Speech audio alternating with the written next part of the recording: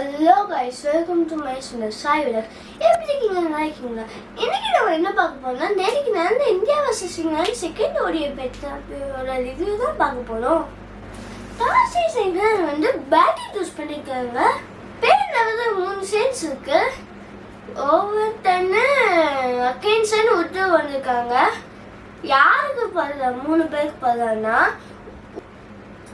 Archer, class, petal அவங்களுக்கு பதிலாக வந்திருக்காங்க. இந்தியாவோட சென்ஸ்ன்னு பார்த்தீங்கன்னா எஸ்எஸ்சி சைஃபாவுக்கு பதிலாக விராட் கோலி வந்திருக்காரு. குல்பீத் யாதவ் கூட வருண் சக்கரவர்த்தி வந்திருக்காரு. இந்தியாவினால 4 ரன்ஸ் அடிக்க முடிஞ்சது. அதில் டாப் ஸ்கோரர் யாருன்னா ஜோ ரூட் ஃபர்ஸ்ட் 69 ரன் அடிச்சிருக்காரு.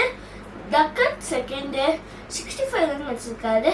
தேர்ட் ரியான் லிவிங்ஸ்டன் 41 ரன்ஸ் அடிச்சிருக்காரு. இந்தியா பவுலிங் பார்த்தீங்கன்னா அக்ஷர் பட்டேல் தவிர மற்ற எல்லாரும் 1 விக்கெட் எடுத்திருக்காங்க. ஜெனித் தான் 3 விக்கெட் எடுத்திருக்காரு. 305 சேஸ் பண்ண வந்த இந்தியா ஓப்பனிங் தான் நல்லா ஷாட் கொடுத்தாங்க. ஓப்பனிங் ஷாட் நல்லா இருக்குன்னு சொன்னோம்.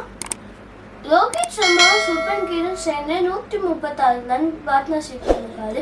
சுப்மன் கில் வந்து 60 ரன் வச்சிருக்காரு. நம்ம கேப்டன் லோகேஷ் சர்மா வந்து 119 ரன் வச்சிருக்காரு.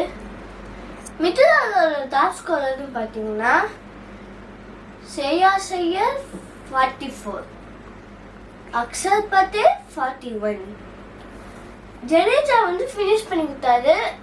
ஓவர் 10 வந்து 2 விக்கெட் எடுத்திருக்காரு.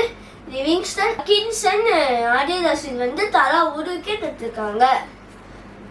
இந்தியா வந்து ஈஸியாக 45 ஓவர்ஸே சேஸ் பண்ணி இந்த மேட்சை வின் பண்ணிட்டாங்க. ரொம்ப பெருமையாக இருக்கு.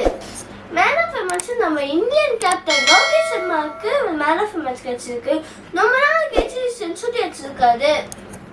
இந்தியா வந்து இந்த சீரீஸை ஈஸியாக ஜெயிச்சிட்டாங்க. நம்ம வந்து தேர்ட் ஓடிஐ பார்க்கலாம். Bye guys, subscribe to my channel.